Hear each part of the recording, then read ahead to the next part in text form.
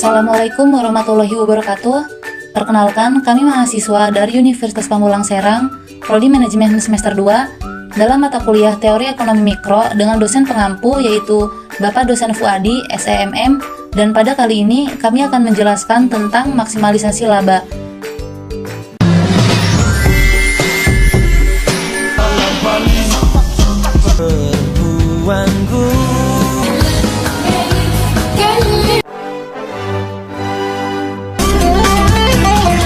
Simak video selengkapnya ya teman-teman. Pertama-tama, kita harus memahami judul dari pembahasan kita kali ini. Apa itu maksimalisasi laba?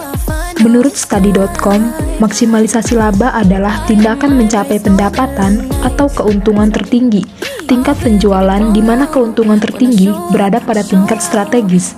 Biasanya digunakan sebagai patokan untuk situasi terbaik dan untuk tujuan perencanaan. Maksimalisasi laba secara sederhana adalah menggunakan suatu produk untuk menghasilkan keuntungan atau laba atas investasi yang diinginkan. Pentingnya maksimalisasi laba dalam bisnis.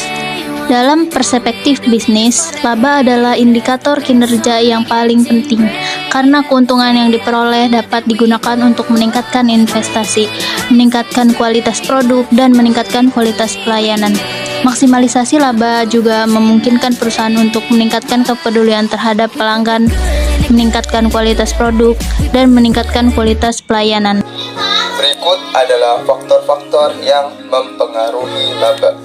1. Diversifikasi produk. Diversifikasi produk mengacu pada variasi atau jumlah produk yang ditawarkan oleh perusahaan. Diversifikasi dapat meningkatkan laba dengan memperluas pangsa pasar, mengurangi risiko ketergantungan pada produk tunggal, dan memenuhi kebutuhan pelanggan yang berbeda. 2. Penetapan harga yang tepat. Penetapan harga yang tepat sangat mempengaruhi laba. Harga yang ditetapkan harus mencerminkan nilai produk atau layanan yang diberikan, tetapi juga harus mempertimbangkan harga pesaing, permintaan pasar, dan strategi penjualan perusahaan. 3. Pemasaran dan promo yang efektif. Upaya pemasaran dan promosi yang efektif dapat meningkatkan penjualan dengan membangun kesadaran merek, mengedukasi konsumen tentang produk, dan motivasi pembelian. Hal ini dapat menghasilkan peningkatan laba melalui peningkatan volume penjualan dan pangsa pasar. 4. Harga jual. Harga jual adalah harga yang dikenakan kepada pelanggan untuk produk atau layanan. Harga ini langsung mempengaruhi pendapatan perusahaan dan karenanya berkontribusi pada laba. 5. Volume penjualan. Volume penjualan adalah jumlah unit produk atau layanan yang terjual dalam periode waktu tertentu. Semakin tinggi volume penjualan, semakin besar pendapatan dan potensi laba perusahaan. 6. Biaya produksi. Biaya produksi mencakup semua biaya yang terkait dengan pembuatan produk atau penyediaan layanan. Mengelola dan mengurangi biaya produksi dapat meningkatkan margin laba per unit yang dijual. 7. Efisiensi operasional. Efisiensi operasional mencakup efisiensi dalam penggunaan sumber daya, manajemen rantai pasokan, dan proses produksi. Perusahaan yang efisien dapat mengurangi biaya operasionalnya, yang pada gilirannya dapat meningkatkan laba bersih.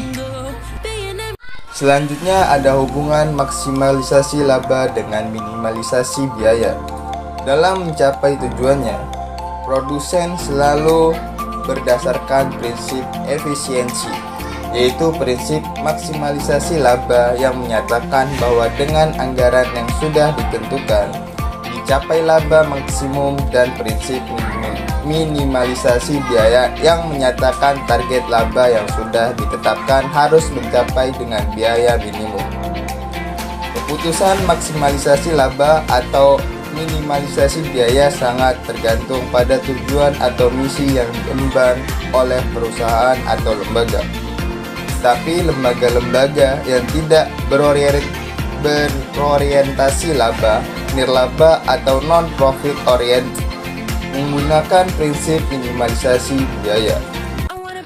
Maksimalisasi laba juga memiliki tantangan, yaitu seperti persaingan pasar, perubahan ekonomi, dan regulasi pemerintah.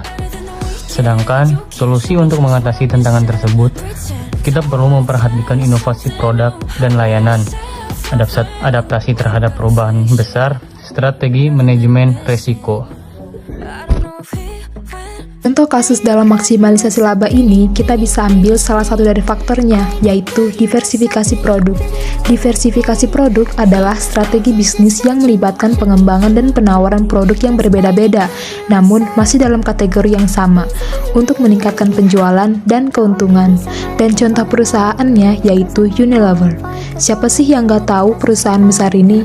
Unilever adalah sebuah perusahaan konsumen yang berbasis di Indonesia, telah melakukan diversifikasi produk dengan memperluas portofolio produknya melalui akuisisi dan pengembangan produk baru. Contoh produk yang mereka diversifikasi adalah produk kebersihan, makanan, dan minuman. Baiklah teman-teman, itulah penjelasan dari maksimalisasi laba yang telah kami kutip dari beberapa sumber. Kami harap kalian yang menonton sudah paham penjelasan dari maksimalisasi laba yang telah kami sampaikan di video ini. Sekian dulu presentasi kami dari kelompok 2. Wassalamualaikum bro.